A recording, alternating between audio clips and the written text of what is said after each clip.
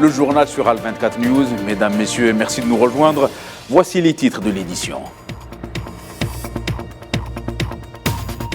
Conseil des ministres sous la présidence du chef de l'État Abdelmadjid Tebboune, réunion axée sur l'étude de projets de loi relatifs à la répression de l'usage et du trafic illicite de stupéfiants et de substances psychotropes et aux conditions et modalités d'octroi du foncier économique.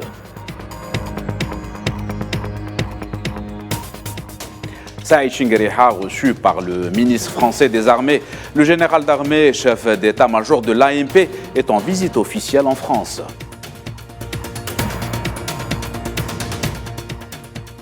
Coopération algéro-italienne, Sonatrach et INI étudie la faisabilité de réalisation d'un gazoduc qui transportera plusieurs éléments à la fois, notamment de l'hydrogène.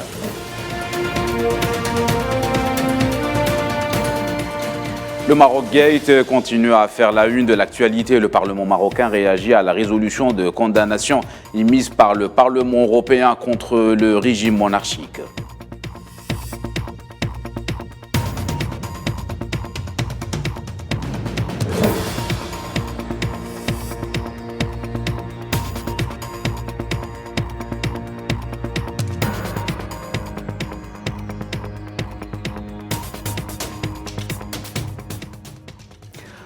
Bonjour à tous, voilà pour les titres et on entame cette édition par l'actualité en Algérie et le Conseil des ministres qui s'est tenu hier. Le président algérien Abdelmadjid Tebboune a enjoint au gouvernement de redoubler d'efforts en vue d'augmenter la production des récoltes agricoles, notamment le blé, et accroître le taux de sa production à 30 quintaux hectares. L'objectif étant de réaliser dans les plus brefs délais l'autosuffisance dans cette matière stratégique, d'autant que toutes les conditions sont réunies pour atteindre l'objectif cette saison.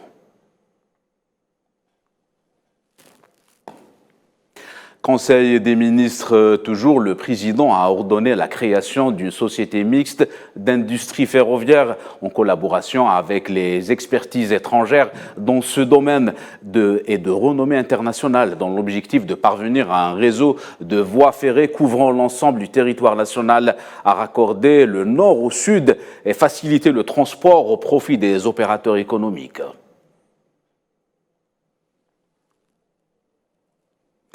L'Algérie poursuit son train de réformes engagé par le président Abdelmadjid Tebboune sur le plan économique afin de favoriser le retour en force des investisseurs. L'exécutif s'est penché en Conseil des ministres sur la question du foncier industriel, clé de voûte de la nouvelle loi sur l'investissement, avec à la clé de nouvelles orientations données par le chef de l'État. Les détails avec Souhila Kilel.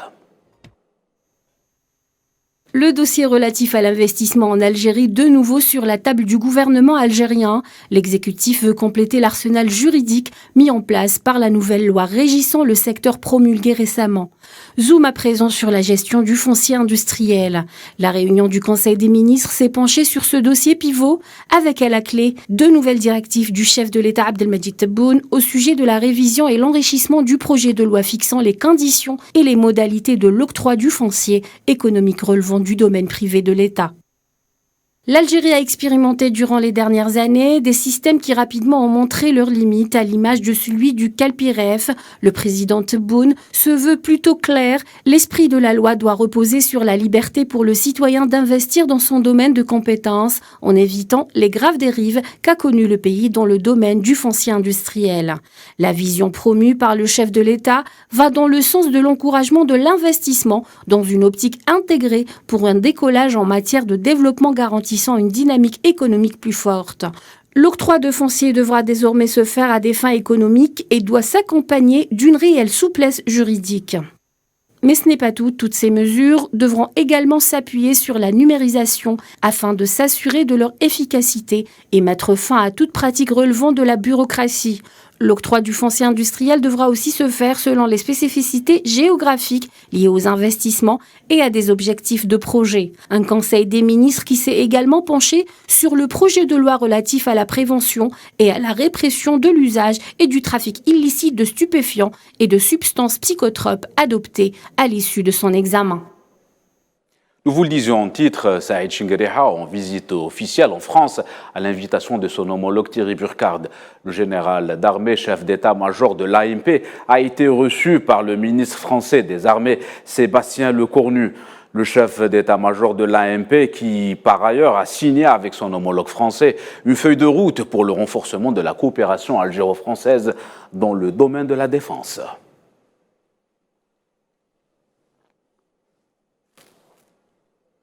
La visite en France d'un chef d'état-major de l'armée algérienne est qualifiée de hautement symbolique. La première depuis 17 ans. En plus de la coopération bilatérale, l'Algérie est considérée comme un partenaire incontournable dans la lutte antiterroriste au Sahel. Les détails avec Souad Benbatouche. Le rôle important et pivot de l'Algérie au Sahel a été mis en exergue à maintes fois ces derniers mois par les responsables français. La dernière en date était en août dernier en marge de la visite d'Emmanuel Macron à Alger. Le ministre français de la Défense l'a d'ailleurs souligné en ces termes, le rôle pivot et important de l'Algérie dans la région. Sébastien Lecornu, accompagné par le chef d'état-major des armées, Thierry Burkhardt, ont eu à cette occasion un aperçu exhaustif de la situation au Sahel. Le chef d'état-major de l'armée algérienne a fait remarquer que le dossier en question a beaucoup évolué ces dernières années. Il a souligné l'expansion de la menace terroriste dans la région sahélo-saharienne et ses conséquences, en l'occurrence l'évolution du crime organisé transfrontalier dont le trafic de drogue et des armes, la traite des êtres humains et la contrebande. Et face à ces phénomènes, l'Algérie se retrouve seule à lutter dans cette région. Le Sahel où la France semble être en perte de vitesse après le retrait de ses forces du Mali, mais aussi après que les autorités burkinabées aient emboîté le pas à Bamako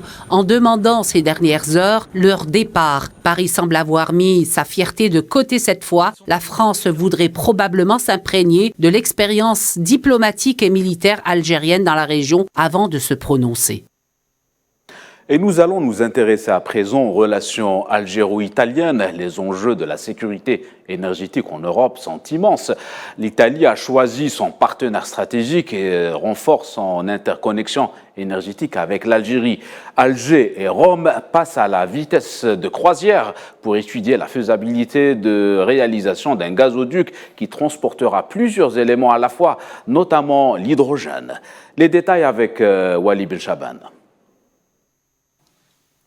Pour améliorer le réseau d'interconnexion énergétique, l'Algérie et l'Italie ont signé 2 accords clés visant à accroître les exportations d'énergie algérienne vers l'Europe.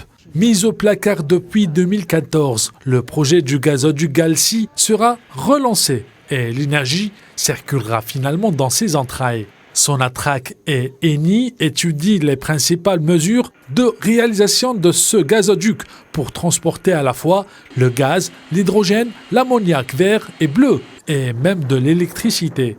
Ce nouveau projet fera de l'Italie un hub énergétique pour le vieux continent. Il s'agit d'une immense réalisation au budget faramineux, à la mesure de l'ambition qui anime les 2 pays. Dans le cadre de cette coopération qualifiée stratégique, toute l'Europe s'approvisionnera de cette immense réalisation. La coopération algéro-italienne est jugée fructueuse et qui touche à des domaines les plus sensibles actuellement. D'un point de vue potentiel, l'Italie a réussi à récupérer presque 50% du gaz russe et qu'elle prévoit réduire à 0 ses approvisionnements en gaz à partir de 2024. L'Algérie est déterminée à s'imposer comme un relais incontournable pour l'Europe en général et l'Italie en particulier. Ces nouveaux accords renforcent davantage le partenariat entre Alger et Rome et confirment le rôle clé de Sonatrach comme l'un des principaux fournisseurs européens en énergie. Actualité régionale, le représentant spécial du secrétaire général de l'ONU pour la Libye, Abdoulaye Bathily, a salué les efforts consentis par l'Algérie pour la résolution de la crise libyenne, tout en appelant la communauté internationale à appuyer un processus permettant une stabilisation de la Libye. Pour l'envoyé onusien, l'Algérie s'est engagée depuis toujours pour mettre fin à la crise en Libye. Diplomatie toujours, le ministre des Affaires étrangères et de la communauté nationale à l'étranger, Ramtan Lamamra, s'est entretenu par téléphone avec le haut représentant de l'Union européenne pour les affaires étrangères et la politique de sécurité et vice-président de la Commission européenne, Josep Borrell. À l'initiative de ce dernier, c'est ce qu'a indiqué un communiqué du ministère. Les discussions ont porté sur les perspectives d'impulser au partenariat entre l'Algérie et l'Union européenne une dynamique nouvelle en vue de l'instauration de relations équilibrées et mutuellement avantageuses, a précisé la même source.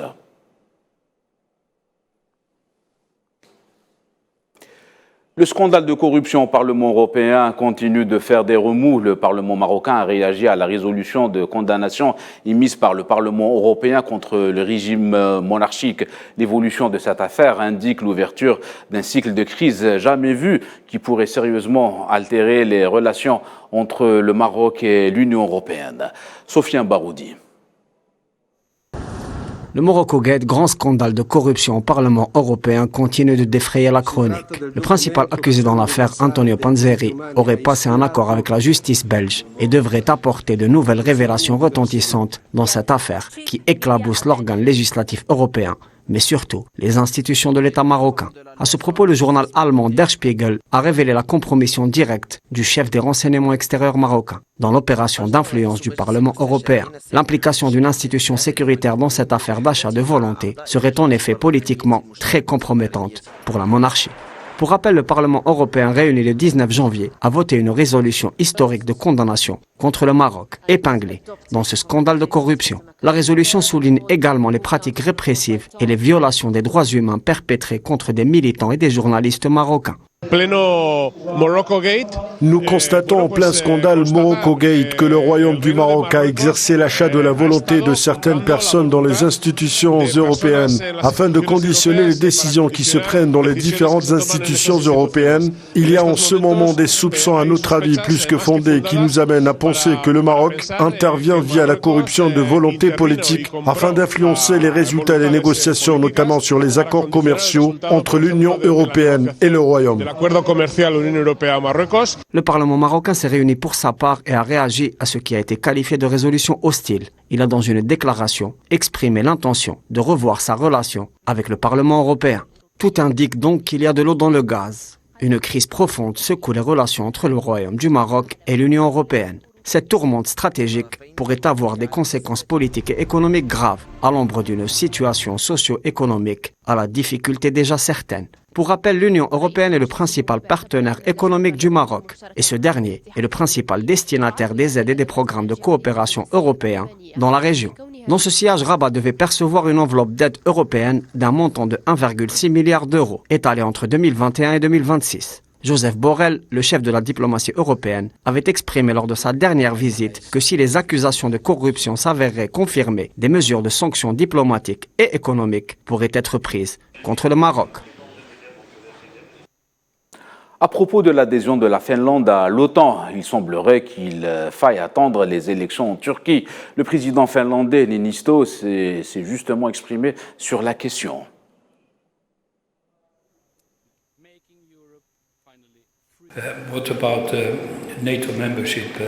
À propos de l'adhésion à l'OTAN, je ferai une synthèse de ma position et de celle du ministre des Affaires étrangères. Il faut garder un œil sur la balle et rester attentif à ne pas devenir soi-même la balle. Nous devons envisager la situation calmement et il semblerait que nous devions attendre que les élections en Turquie aient lieu. CHAN 2022 en Algérie se poursuit pour le compte du groupe D. La Mauritanie a battu le Mali par le score d'1-0 signé Mamadoussi à la 53e minute. Ainsi, les poulains d'Amir Abdou se sont qualifiés pour les quarts de finale, tout comme le Niger qui a battu dans le groupe E le Cameroun par le même score 1-0.